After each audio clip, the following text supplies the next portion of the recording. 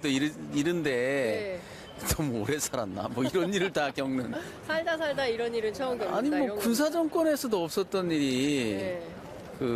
이렇게 지금 엄청난 시설을 갖추고 있는 나라 아닙니까? 대한민국이. 카메라 한번 돌려주세요. 얼마나 많은 분들이 계신지. 국제공항 세계적으로도 아주 수준급의 국제공항을 갖추고 있는 나라에서 네.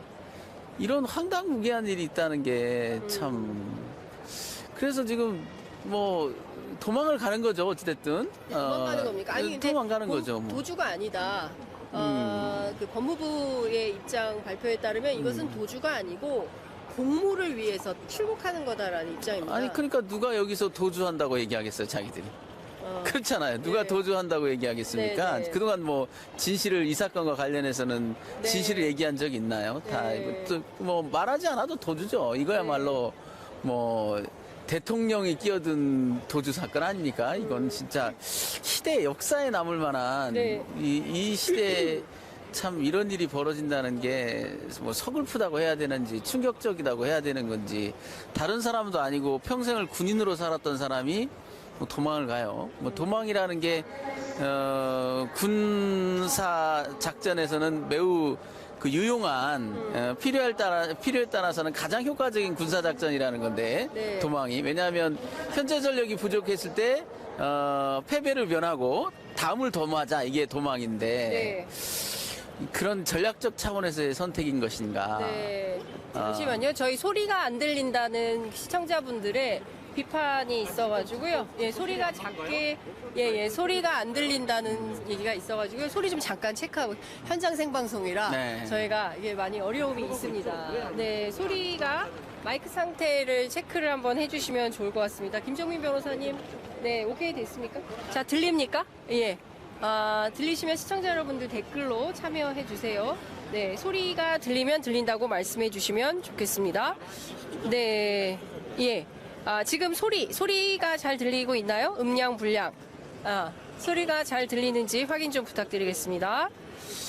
자, 저희 소리 체크해 주시고요. 오디오 체크 다시 한번 해 주시고요.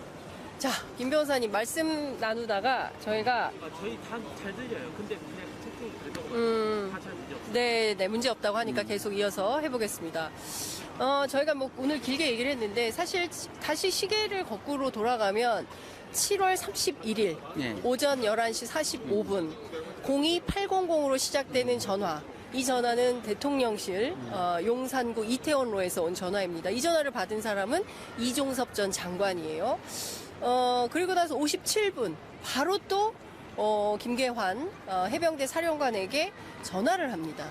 무슨 내용이 오고 갔을지에 대한 내용은 아마도 공수처가 다 가지고 있을 것이고요.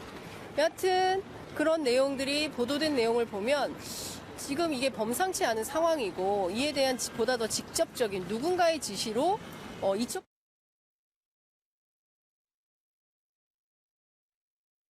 그렇죠. 이제 그 말을 했던 분은 남고 네. 들었던 분은 떠나게 되죠. 그러니 뭐 법정에 세워도 그분이 쉽게 무슨 말을 들었노라고 인정할 것 같진 않지만 그래도 이렇게 노골적으로 범죄자를 도피시킨다. 국가 최고 권력을 이용해서 네. 이건 아마 우리나라 역사에도 뭐 당연하고 우리나라 역사에는 당연한 일이고 세계사로 뒤져봐도 근대사에서 유례가 없지 않느냐. 너무나 뻔뻔하고 너무나 황당하고 네. 너무나 충격적이고 그리고 너무나 직접적인 최소한의 예의도 없는 진짜 뭐 두려울 게 없고 뭐 물불 안 가리는 그런 사람들의 행태 아닌가. 그래서 저는 이제 조심스럽게 좀 걱정스럽게 바라보는 것이 네. 왜 이렇게까지 하는 것인가. 지금까지 저희가 확보한 바로는 그 7월 31일 날 11시 45분에 했다는 네. 이런 일로 사단장을 처벌하면 누가 대한민국에서 사단장을 하겠나. 이 말은 적절하지 않은 말이지만 그렇다고 못할 말도 아니지 않느냐. 예. 팩트에 대한 인식이 네, 부족하다면 또 이 문제에 대해서 개입하는 것이 온당치 못했다라고 확고하게 생각하지 않았다면 네. 그런데 오늘 이 도피 행각을 보면서 네. 그게 다일까? 그게 다가 아니지 않느냐라는 의심을 갖게 돼요. 그런데 또 다른 어떤 그러니까 것이- 이제 이런 겁니다. 지금 이 시국에 네. 선거에 분명히 총선에 악영향을 미칠 걸 알면서도 예. 이렇게까지 무리스럽게 도피를 시켜야 되는 이유는 뭐냐. 그게 드러날 걸 두려워서 이런 정도까지 나오느냐. 그게 아닐 수 있다는 거예요. 네. 그 근본적인 원인이 지금까지 밝혀진 것과 다른 보다 심각한 문제가 있지 않느냐는 거예요. 말하자면은 대통령의 개입이라는 것이 네. 그렇게 단순한 어떤 솔직한 그런 모습이 아니라 네. 뭔가 내막이 있기 때문에 이렇게까지 나오는 거 더 아니냐.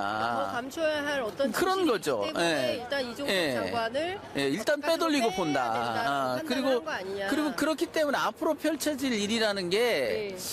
예상할 수 없는 많은 충돌들, 네. 갈등들이 생기지 않을까. 네. 그게 다라면 그게 밝혀져서 결국 정권이 약간 그 곤란을 겪더라도 네. 그게 과연 이렇게까지 무리스럽게 도피를 시켜야 되는 행태냐. 특히나 이 문제는 나중에 이제 정권이 바뀌고 또는 현 정부 내에서도 최초 개입보다도 더 심각한 어떤 헌법 파괴 행위이거든요. 네. 명백한 사법 방해고요. 네. 사법방해. 예, 그렇죠. 명백한 사법 방해죠. 네. 이런 것들을 감행해야 되는 이유가 뭘까? 그렇게 그런 위험 부담, 그런 비난을 감수하면서까지 이걸 감행해야 되는 이유는 뭘까?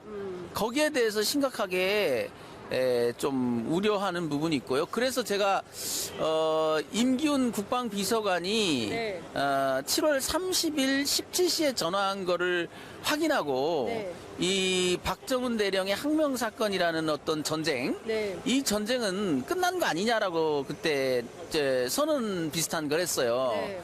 근데 이제 이종섭 장관의 해외 도피를 보면서는 네. 크게 아닐 수도 있다. 더 큰 뭔가가 있고 그렇다면 싸움은 여기서 끝나지 않고 확전될 가능성, 네. 더 큰 싸움이 벌어질 가능성도 있지 않느냐. 그것이 참 우려스럽다라는 거예요. 그것이 변호사님이 생각하는 확전된다는 건 어떤 결국은 상상이 안 되거든요. 이종섭 장관을 국외로 이렇게 빼돌려야만 하는 이런 뭔가 감춰야 될 더 큰 비리가 있다면 네. 이걸 감추기 위한 또 이 제2의 제3의 작전들이 쭉 펼쳐질 거 아닙니까?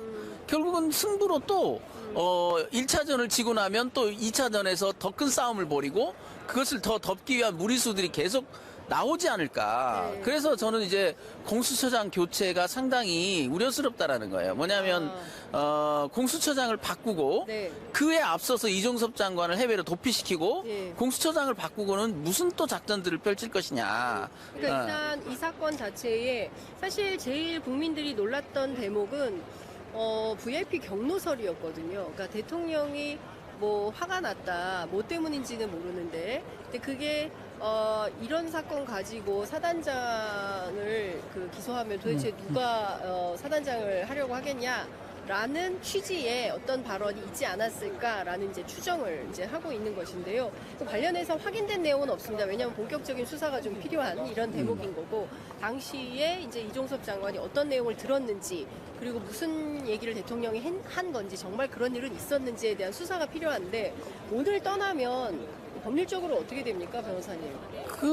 그렇습니다. 이제 일단 항명 사건에서도 증인으로 불러야 되는데 증인 신청하셨어요? 아직은 안 했지만 네. 검찰이 이제 신청한 증인들이 다 끝나면 네. 우리 쪽 증인이 신청이 돼야 되고 그 증인 중에는 이종섭 장관이 1번 증인 아니겠어요? 그런데 그 증인이 군사법원에서 하는 사건, 그 증인이 항명 사건. 그 지금 호주 대사로 가 있다. 예. 그러면 출석을 위해서 어떻게 일단 해야 출석을 위해서는 그런 네. 조율들이 있어야 되지 않겠습니까? 네. 그게 굉장히 어려운 문제고요. 그것 네. 때문에 재판이 또 지연되거나 뭐 별도의 일정을 잡거나 해야 되는 거기 네. 때문에 굉장히 우려스러운 부분이고요. 그럼 일단 기본적으로 박정훈 대령의 항명 사건과 관련돼서도 재판 증인으로 출석해야 되는데 이거를 또 공모가 복잡해지는 거 아닙니까? 그렇죠. 국내에 그렇죠. 계신다면 예, 뭐 예, 그냥 예. 당연히 해볼 수 있겠지만 예. 이게 호주 정부로부터도 음. 또 도움을 받아야 되고 호주 대사관 협조 있어야지 좀 우리 국내 외교부터 협조가 있어야지. 그렇죠. 그래서 굉장히 복합적인 협조가 있어야만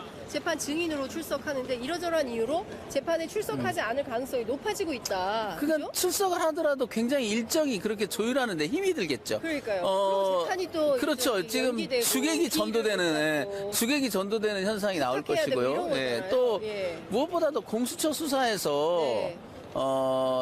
이종섭 국방장관은 일일 조사로 끝날 수 있는 상황이 아니에요. 여러 4시간, 가지로. 4시간. 예, 네. 그러니까 2, 3일 뭐 수차에 걸쳐서 소환 조사를 해야 되는 상황인데 네. 이렇게 해외에 나가 있으면 어떻게 소환 조사를 편하게 할 것이며 네. 경우에 따라서는 이제 신병 처리 가능성도 없지 않아 있거든요. 신병철. 네, 그러니까 뭐 구속영장을 청구한달지 이럴 수 있는 상황이 있을 텐데 네. 그때 상당히 외교적으로도 부담스러울 것이고 문제가 되겠죠. 예, 부담되겠죠. 예, 그러니까 예. 이 문제는 결국은 뭐냐면 이렇게 해외로 도피시킴으로써 더 그 배후가 밝혀지고 더 심각한 문제가 밝혀지는 것을 일단 봉쇄하고 네. 막고 네. 그 다음 작전이 분명히 있을 거라는 거예요. 그냥 이종섭 장관을 해외로 일단 도피시키는 정도로만 끝나지 않고 네. 그걸 넘어서서 뭔가 예. 이 판 자체를 바꾸려는 예. 그러니까 이제 수세에서 공세로 전환한다 할지 피해자를 가해자로 만들다든지 이런 예. 일들이 또 일어날 수도 있지 않느냐.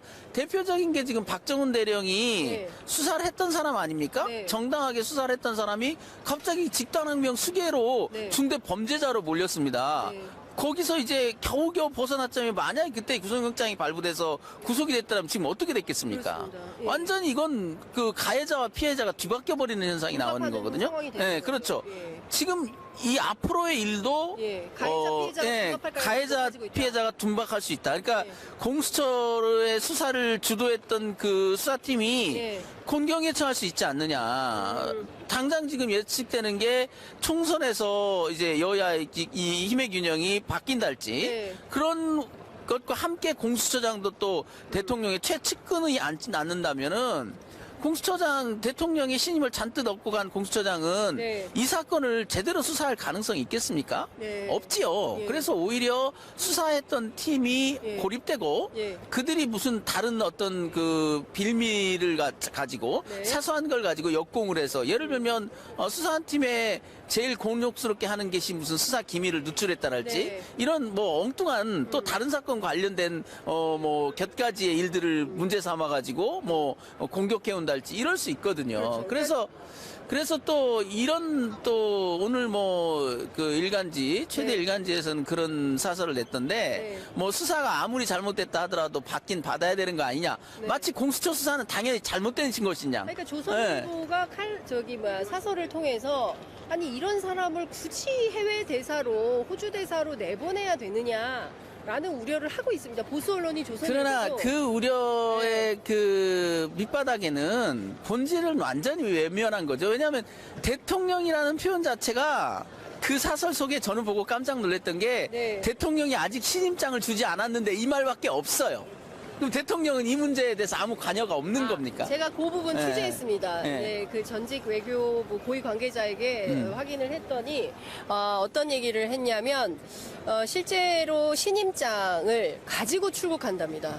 그러니까 그 대체로 신임장을 왜냐하면 분실의 우려가 있기 네. 때문에 대통령으로부터 신임장을 받아서 신임 대사가 신임장을 받아서 출국을 하고 그리고 본국에 도착을 하게 되면 영접을 나오도록 되어 있대요. 해당 국가에서. 그래서 해당 국가에서 영접을 나오고 그다음에 이 신임장을 복사를 해서 해당 국가에게 네. 넘겨야 된다고 합니다. 네. 그런데 조선일보는 아직 신임장을 안 받았다라고 하는데 신임장을 받았기 때문에 오늘 출국이 가능한 거다. 그렇지 않고서는 이걸 안 가지고는 떠날 수가 없다라는 얘기를 하고 있습니다. 외교 관례가 그렇다고 하니까요. 제 사실에 혹시 틀림이 있다면 외교부에서 해명 자료 보내주시면 저희가 보도에 적극 활용하도록 하겠습니다. 저는 전직 외교 관계자에게 그러니까 이제 확인한 예, 내용입니다. 이 사건은 출국 금지나 그 대사 임명이나 신임장이 문제가 아니고 네. 본질적으로는 피해자가 됐다는 거예요. 피의자가. 피의자. 피의자가 됐다면 그 다음 절차는 스톱돼야 맞습니다. 이게 외교관으로 임명이 되고 뭐 신임장이 나가고 하는 것들은 부차적인 문제고요. 네. 피의자가 됐다면 그 자체로 일단은 결격인 거죠. 어떤 국가의 공적인 임무를 수행하는 데는 결격이 발생한 건데 하물며 외국 대사로 임명해가지고 외국에 보낸다. 이게 무엇을 의미하는 거냐는 거예요. 이게 노골적인 사법방해고 노골적인 범인 도피죠. 그게 만약에 이게 외국 대사를 임명해서 내보내는 이런 형식이 아니라면은 네. 명백한 범인 도피 아닙니까? 근데 단지 그 외국 대사로 임명해가지고 외교관 여권을 발급하고 신임장을 줬다는 이유만으로 네. 그 본질이 희석되는 게 아니죠. 네. 그건 국민들이 다 알 겁니다. 왜냐하면 지금 이종섭 장관이 호주 대사로 가야 될 그 불효불급한 어떤 긴급한 상황이 전혀 없어요. 아시지 않습니까? 맞습니다. 이건 누가 봐도 그들은 또 변명하겠죠. 예를 들면 또 무슨 장관. K인 아닌을 판다느니 뭐 여러 가지 변명들 할 겁니다. 네. 항상 그래 왔어요. 언제 진실되게 한번 속내를 얘기한 적 있나요? 검은 속내를 이미 지금 이종섭 장관이 이 마당에서 MBC가 그걸 보도했음에도 불구하고 지금 태도가 어떻게 나오냐? 전화를 안 했다고 발표하고 있어요. 전화를 안 했다는 게 네. 무슨 말입니까? 대통령실과 통화한 바가 없다. 기억나지 않는다라고 얘기하고 있고 그 사실 자체도 부인하고 있다니까요. 그런 사람이 지금 아니, 공수처 수사 결과로 11시 45분에 통화가 되었음이 확인됐다고 된 거 아닙니까? 공수처가 발표한 건 아니지 않습니까? 아, MBC가 네, 보도했다. 그렇다고 공수처가 발표한 것도 아니고 공수처가 예를 들어서 통화 기록을 오픈한 것도 아니잖아요. 네. 버틸 수 있을 때까지 버티겠다는 얘기죠. 그러니까 지금 임기훈, 임종득의 전화를 그때 당시에 국회에서 왜 부인했습니까? 아직 증거가 안 나왔으니까. 아직 무슨 수사가 된 것도 아니니까 일단 부인하고 본 거거든요. 똑같은 현상 아니냐는 거예요. 이미 MBC 보도가 나갔는데도 불구하고 그 보도 자체를 그러면 부인하든가 네. 대통령실에서 부인하든가 뭐 이종섭 장관이 부인하든가 그건 또 안 해요. 그건 안 하고 네. 다른 사건 같으면 또 허위사실 공표로 무슨 고발하든가 압수수색을 했을 거 아닙니까? 그건 안 하고 네. 그런 사실 자체는 부인하는 거예요. 증거가 제출되지 않았다는 이유로. 이게 눈 가리고 아우. 너무나 뻔뻔한. 그래서 한 두 달 후에 또 드러나겠죠. 네. 그 증거가 어찌어찌 해서 언론에 또 오픈이 되겠죠. 많은 일단은 버티고 보자. 예. 또 일단은 해외로 도피시켜 보자. 예. 이 심보가 예. 너무 적나라하게 드러났기 때문에 예. 이 문제는 우리가 이제 뭐 저의 이제 박대령의 대변호인 입장에서는 네. 지금 저도 주말에 집에도 못 가고 이 문제를 심각하게 여러 가지로 좀 고민하고 분석을 분석을 하고 있는데 네. 제가 무슨 분석을 한다고 뾰족한 답이 있는 것은 아니겠지만 네.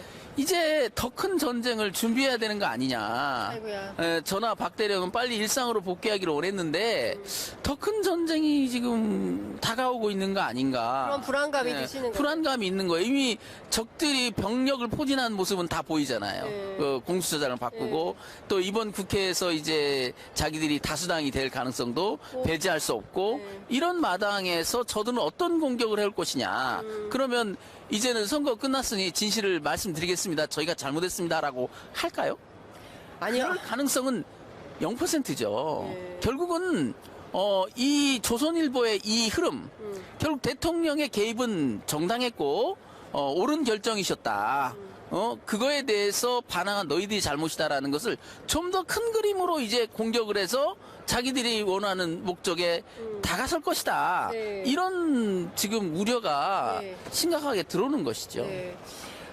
진짜 지금 이 사건 담당 변호인으로서 굉장히 일단 일이 첩첩산중 많아지는 느낌인 것 같아요. 그러니까 다른 거 다 떠나서 박정훈 대령의 항명 사건만 하더라도 이 사건의 이제 주요 그 관계인이기 때문에 증인으로 출석시켜서 법정에서 당시에 무슨 일이 있었는지 반드시 들어야 되는데 이분이 이렇게 나가버리면 못 듣게 되고 그 다음에 그거 말고도 지금 실제로 수사 외압과 관련해서 어떤 의혹들이 있는지 이 사건도 명명백백하게 밝혀져야 되는데 그것도 길이 막히게 되고 경우에 따라서는 이번 4.10 총선에서 국회마저도 이제 다수 의석을 국민의힘이 가져가게 돼서 정부 여당의 힘이라고 해야 될까요? 이게 훨씬 더 커지게 된다면 여권 가능성이 굉장히 높다. 그렇죠. 예. 그리고 저희는 이제 2016년 박근혜 정부 때 그걸 겪었지 않습니까? 네. 소위 이제 문건 유출 파문이라고 해서 민정수석실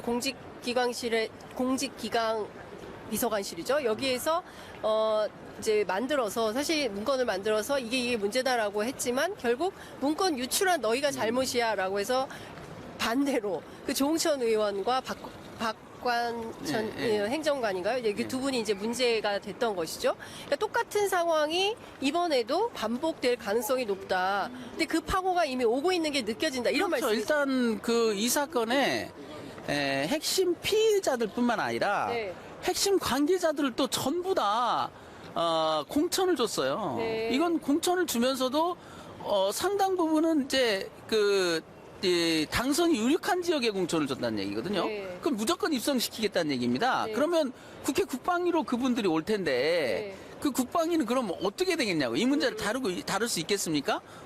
거기에 이제 참고인 또는 그 조력자들이 전부 다 네. 의원 신분으로 거기에 앉아 있는 그 국방위를 한번 생각해 보세요. 그러니까 지금 임종득 누굽니까? 그렇죠. 네. 이 2차장, 그다음에 국방부 차관 신범철, 그런 분들이 지금 다 공천을 받았잖아요. 당첨을 받아서 지금 국회로 들어와서 그분들이 들어오면 바로 국방위로. 그렇죠. 국방위로 가겠죠. 네. 그러면은 그때 이제 8월에 있었던 국회를 보면 그게 없더라도 그런 게 없더라도 그 여냐 야냐에 따라서 완전히 다른 얘기를 하지 않습니까? 네. 하물며 이제 자기들이 다 그 관계자인데 관계자들이 나와서 무슨 국정조사를 할 것이며 무엇을 하겠다는 겁니까? 이건 역공 정도가 아니죠. 이건 네. 폭격이 일어날 수도 있다. 그냥 그러니까요. 역공 정도가 아니라 온 나라가 네. 그쪽이 원하는 모든 지지 세력들이 총망라된 폭격이 일어날 수도 있다는 거예요. 그 징조가 네. 지금 조심스럽게 좀 읽히지 않느냐. 그래서 참 뭐 우려스럽고 뭐 제가 조금 모든 문제를 좀 약간 변호사라는 성격 때문에 약간 비관적으로 봅니다. 왜냐하면 아니, 본질을 보셔야죠. 사건을 다 비관적으로 해결하시려면. 보는 그런 네. 수석이 있긴 한데 네.